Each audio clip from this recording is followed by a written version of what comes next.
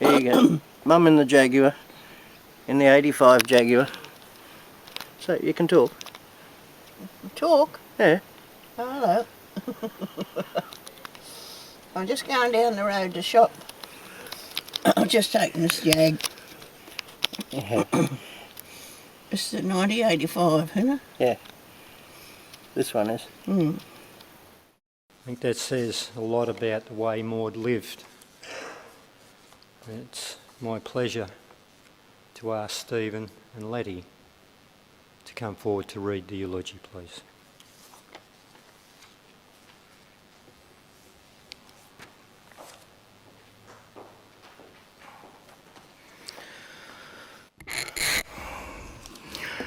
On Saturday the 23rd of March at around 3 in the afternoon, the world became a less bright place.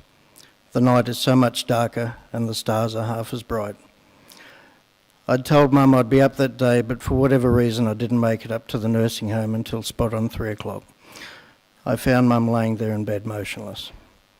Immediately I pressed the emergency button and about 7 staff came running in. The nurse listened for a heartbeat, but it was very faint by then. I knew it was the big stroke that we thought would probably take Mum in the end, but I'd hoped wouldn't have come for at least a few more years yet. I sat holding Mum's hand until her heart stopped beating. As usual, I told her how much I loved her and what a great mum she's been to me. Even though her brain was probably already gone, I was there for her as her body shut down. I'd like to think that she knew I was there for her. The body is so fragile. Cherish the time you spend with loved ones, as you never know when it might be the last time you see them. For many years I worried about Mum getting old and each visit might be the last time. I'm very glad that I was able to see Mum many, many more one last times. Mum made friends easily no matter where she went. She was always the life of the party. Even when she went into the nursing home late last year, she already had a rundown of who was who and how old they were by the time we got up there an hour later. Mum worked at the Queensland Cricketers Club for many years. Here she made many friends and stayed in contact with her over the years. As everyone who knew Mum before she had the first stroke in July last year knows, she's always had a terrific sense of humour, one which I'm proud to have inherited.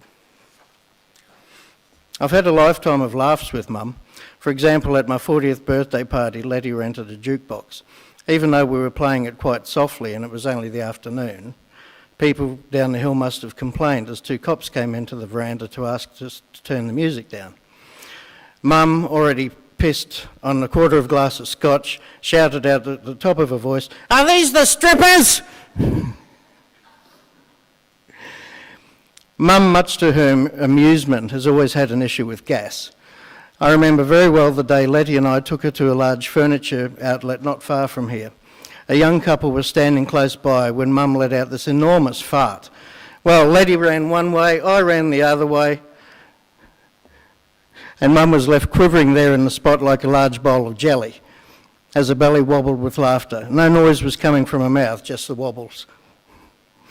I know if Mum can hear this now, she's wobbling with laughter as I speak. Growing up, I was heavily into making Super 8 home movies in which I directed and co-starred, as well as being the cinema photographer.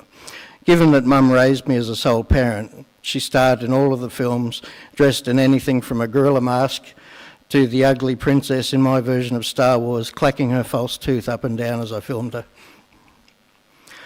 Mum taught herself to be a master of hiding her emotions from a very young age. If she liked you, you knew it.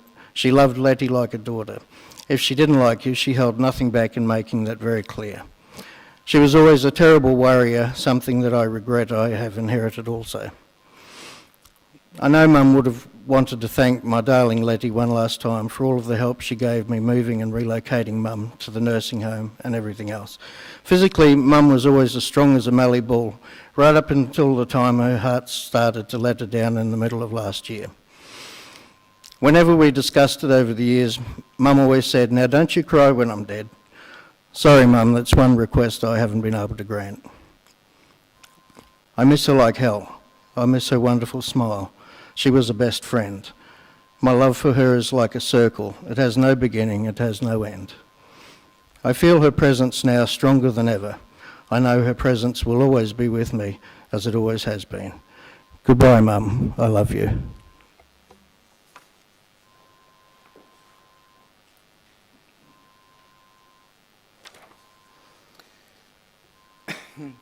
My first meeting with Maud 14 years ago was actually a telephone conversation when she phoned Steve one night.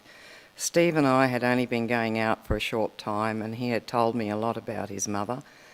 My first impression was that she was a live wire and was such an easy person to have a conversation with, and we didn't stop laughing the whole time. Over the years we have had many phone conversations with Maud, though were never brief. She would relate every detail of her daily happenings, and so consequently we got to know each other quite well. With Steve, I visited her many times whilst she lived in Hervey Bay. She enjoyed her life there, living in the caravan park, and knew nearly everyone there. She enjoyed the friendships she made there, as well as their social activities of line dancing, walks along the beach, coffee mornings and shopping.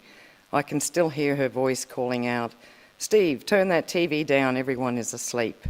Of course, it was only about 8 p.m, but she was already in bed and assumed that everyone else would be as well.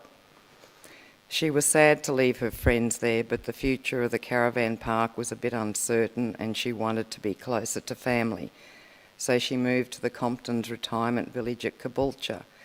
It didn't take her long to make friends and fit in with the activities there. She particularly enjoyed the bus outings every week, as well as going to one of the local clubs for lunch and playing Keno. She was always excited when she had a win. As her eyesight deteriorated, two of the ladies used to go shopping with her, as she couldn't always see what she was buying. She spent 9 happy years there, and we used to visit as often as we could. She was a very popular person at the village with everyone. A catchphrase that one of the ladies at the village used when greeting Maud was, "Lordy, Lordy, here comes Miss Maudie." Maud made a huge impact on the people she met, even the staff at the Caboolture Post Office, where she visited weekly to do her banking. They succumbed to her friendliness and her cheeky smile, and due to her failing eyesight were filling out her forms for her. They were also kind enough to send her a card and a present at Christmas. Maud particularly enjoyed the outings we had to Spinnaker's, which was a seafood restaurant on the way to Bribie Island. One Christmas Eve we decided to take her out to the Bribie Island Surf Club for dinner, and she was a bit cranky because we were not as early as she would have liked us to be, and all she ordered were chips for a Christmas meal. She always liked to be somewhere early, which didn't always happen when she was waiting for Steve. He used to get a bit of an earful from Maud for not being on time. We always left her place with more than we arrived with, even if it was only a few rolls of toilet paper, as she always had to send us home with something. She occasionally made the trip down to Brisbane to stay with family. She particularly enjoyed sitting on our back deck watching the birds and talking to our cats. Maud spent 2 happy weeks with us after her first hospital stay, but then her health deteriorated further after a stroke and she was unable to return to her life at Caboolture. This had a big impact on her health and mental state, and she missed her independence and her many friends at Compton's. At least the RSL nursing home where she received a placement was close to us and we were able to visit frequently. It didn't take her long to get to know everyone there, but sadly her health deteriorated even further. It was so sad to see her decline. She was always so humble and grateful for every little thing that was done for her. Maud was always the life of the party and had such a wicked sense of humour and the most beautiful smile. And this is how I will always remember her.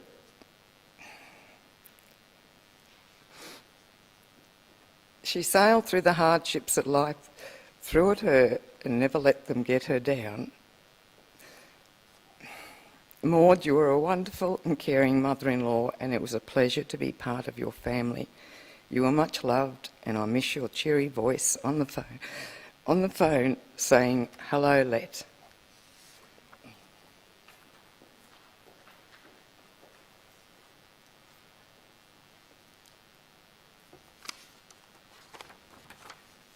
I must commend both Steve and Lehte because I know they were very, very nervous when I spoke to them earlier. I think you did an absolutely wonderful job.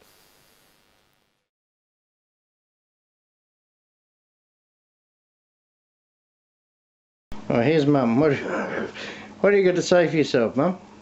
Fuck off. Oh, charming. I'm going to put this on YouTube so everyone can see it. That's a funny thing. Yeah.